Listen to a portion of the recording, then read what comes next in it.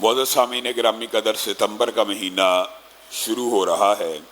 سیرت کے حوالے سے آپ کے سامنے بہت سی باتیں رکھی ہیں، لیکن جیسے ہی ستمبر کا مہینہ شروع ہوتا ہے تو بر صغیر پاک و ہند کے مسلمانوں کے لیے ان میں ایک بہت بڑی خوشخبری بھی پنہا ہوتی ہے کہ پاکستان دنیا کی اگر کہا جائے پہلی ریاست بنی کہ جس نے اپنے آئین میں اور قانون میں جو اجماع امت ہے اس کو تحریر کر دیا۔ اور وہ کیا تحریر کیا کہ رسول اللہ صلی اللہ علیہ وسلم کے بعد جو کوئی بھی نبوت کا دعویٰ کرے گا وہ کافر ہے، اور جو کوئی بھی رسول اللہ کے بعد کسی نبی کو نبی مانے گا وہ بھی کافر ہے۔ آج چند گزارشات آپ کے سامنے بیٹھ کے کر رہا ہوں، ویسے خطبہ جمعہ کا جو مسنون طریقہ وہ کھڑے ہو کر ہے، لیکن پیدر پہ اسفار کی وجہ سے۔ تو پاکستان کے آئین میں اور قانون میں اور دستور میں اس بات کو بالآخر علماء کی طویل جد و جہد کے بعد لکھ دیا گیا۔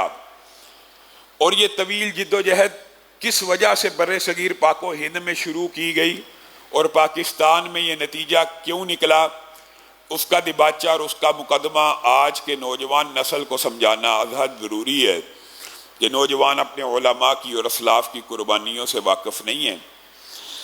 ہمارے خطے میں ایک شخص غلام احمد قادیانی نے نبوت کا دعویٰ کیا تھا، اور اس کے نبوت کے دعویٰ کر دینے کے بعد اس نے جو حرکتیں کی، انشاءاللہ اگر موقع ملا اس کے اوپر کچھ گفتگو کریں گے۔ اس کے خلاف یہ تحریک بپا کی گئی اور اس کے ماننے والوں کو اس وطن عزیز میں کافر ڈکلیئر کر دیا گیا۔ اب آج کا جو نوجوان ہے یا آج کا جو مسلمان ہے وہ ہم سے یہ سوال کرتا ہے کہ آپ نبی کریم صلی اللہ علیہ وسلم کے بعد کوئی نبوت کا دعویٰ کرے، اس کے اس قدر خلاف کیوں ہے؟ آپ کا یہ جو طرز عمل باقی اقلیتوں کے لیے کیوں نہیں ہے؟ ان سارے سوالات کے جواب دینے کی انشاءاللہ کوشش کریں گے۔ سب سے پہلے مقدمہ سمجھنے کے لیے نوجوانوں کے ذہنوں کے اندر، بزرگوں کے ذہنوں کے اندر اس بات کو بٹھانے کے لیے کہ رسول اللہ کے بعد کوئی نبی نہیں آ سکتا، کوئی رسول اور پیغمبر نہیں آ سکتا، اس کے کچھ دلائل بھی ہم میں سے ہر شخص کو یاد ہونے چاہیے۔ ہر شخص کو ہم میں سے کچھ نہ کچھ ایسے دلائل یاد ہونے چاہیے کہ رسول اللہ صلی اللہ علیہ وسلم کے بعد قیامت تو آ سکتی ہے، رسول اور پیغمبر نہیں آ سکتا۔ یہ دلائل اگر آپ اپنے آنے والے بچوں کو اور نسلوں کو منتقل نہ کریں گے تو کل کو وہ آپ کو کہیں گے کہ سکھ مت بھی تو ہے، جین مت بھی تو ہے، پارسی بھی تو ہیں، فلاں بھی تو ہیں، فلاں بھی تو ہیں۔ آپ کا خاص قادیانیوں کے بارے میں، مرزائیوں کے بارے میں، بہائیوں کے بارے میں اور ختم نبوت کے منکروں کے بارے میں اتنا متشدد رویہ کیوں ہے؟ ان کے ساتھ بھی نرمی برتی جائے اور ان کے ساتھ بھی اچھی طرح طرز زندگی کو گزارا جائے۔ تو معزز سامعین گرامی قدر، قرآن پاک کا پہلا صفحہ، سورت فاتحہ ختم، سورت بقرہ شروع۔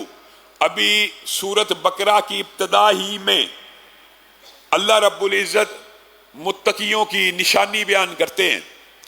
ابھی تیسری آیت میں متقیوں کی جو 3 نشانیاں بیان کی، اس کے بعد جب چوتھی نشانی کی باری آئی تو اللہ رب العزت آج ہی جا کے قرآن پاک اٹھائیے، گویا ختم نبوت کا مسئلہ اتنا حساس اور سینسٹیو ہے کہ قرآن پاک کی ابتدا اس مسئلے سے ہو رہی ہے۔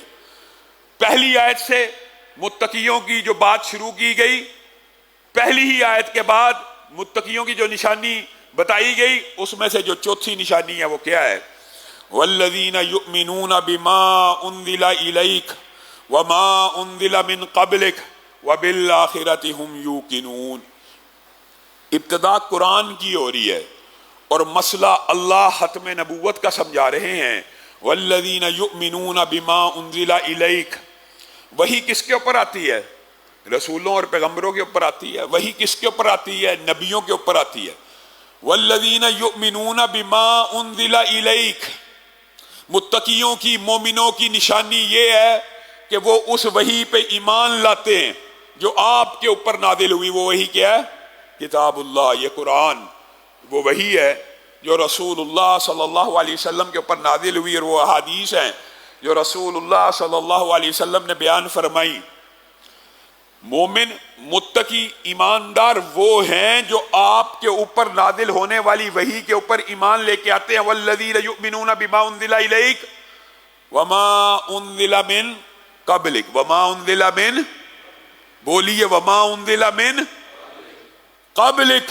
قبلک کا کیا ترجمہ آتا ہے؟ اور آپ سے پہلے آنے والی وحی کے اوپر ایمان لے کے آتے ہیں. آپ سے پہلے آنے والی وحی، آپ سے پہلے آنے والی وحی، آپ کے اوپر اترنے والی وحی کے اوپر ایمان لے کے آتے ہیں، اور آپ سے پہلے نازل ہونے والی وحیوں کے اوپر ایمان لے کے آتے ہیں. تورات ہوگی، انجیل ہوگی وغیرہ.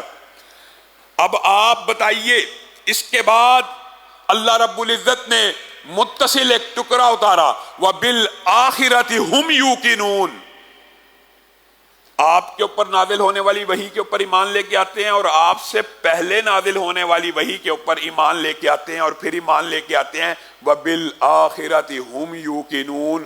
اس کے بعد وہ قیامت تک، قیامت کا تو ایمان لے کے آتے ہیں، قیامت کے اوپر تو ایمان لے کے آتے ہیں، لیکن آپ کے بعد آنے والی کسی وحی کے اوپر ایمان لے کے، اگر رسول اللہ کے بعد بھی کوئی وحی آتی یا وحی آنے کا سلسلہ جاری رہتا تو من قبلک کے علاوہ من بعدک کا ذکر بھی ہوتا کہ نا، کہ جو آپ کے بعد آنے والی وحی کے اوپر بھی ایمان لے کے آتے ہیں. یہاں اللہ نے قرآن کی ابتدا میں مسئلہ کلیئر کر دیا کہ وہ یا تو آپ سے پہلے آنے والی وحی کے اوپر ایمان لے کے آتے ہیں، یا آپ کے اوپر نازل ہونے والی وحی کے اوپر ایمان لے کے آتے ہیں، اور اس کے بعد وہ ایمان لے کے آتے ہیں تو آخرت کے اوپر لے کے آتے ہیں، قیامت کے اوپر لے کے آتے ہیں. قیامت تو قائم ہو سکتی ہے، آپ کے بعد کسی بشر کے اوپر وحی کا نزول نہیں ہو سکتا.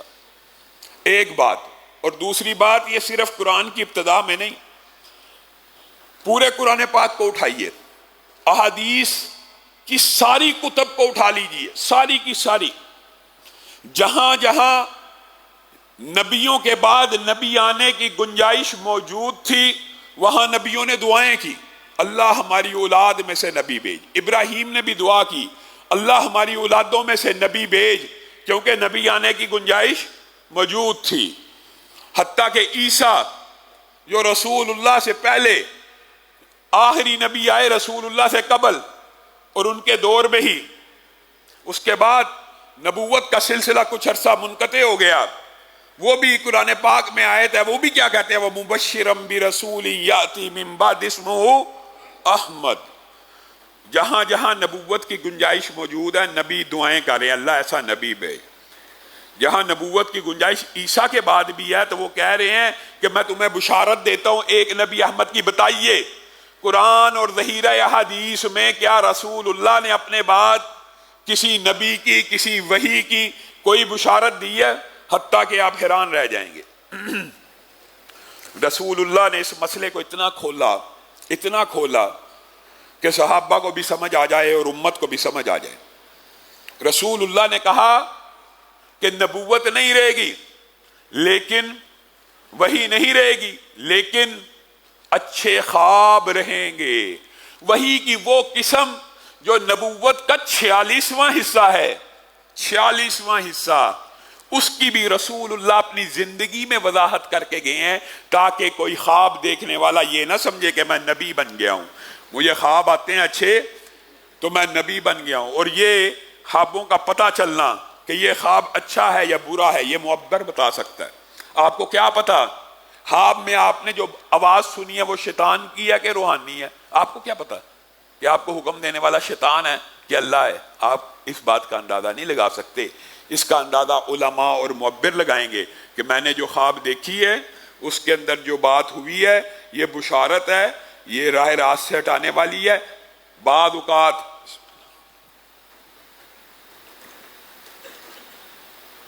خوابوں کے اندر آ کے بھی شیطان کئی مرتبہ گمراہ کرنے کے لیے اول نیکی کا حکم دے سکتا ہے کہ انسان کو یہ یقین ہو جائے اور اطمینان ہو جائے کہ یہ اللہ کی نیکی کا حکم تو اللہ کی طرف سے ہوتا ہے. تو انسان سوچے یہ تو اللہ کی طرف سے مجھے حکم دیا جا رہا ہے، اول ایسے ہتھ کنڈے استعمال کر کے آپ نے، ابھی ہماری زندگی کا واقعہ ہے، چند سال پہلے اس شخص کا واقعہ نہیں پڑا کہ وہ کہنے لگا مجھے نیکیوں کا حکم دیتا ایک دن مجھے اللہ نے حکم دیا اپنے بچے کو ذبح کر دو، میں صبح اٹھا میں نے ذبح کر دیا۔ ہمارے زندگی کا واقعہ اخباروں میں چھپا۔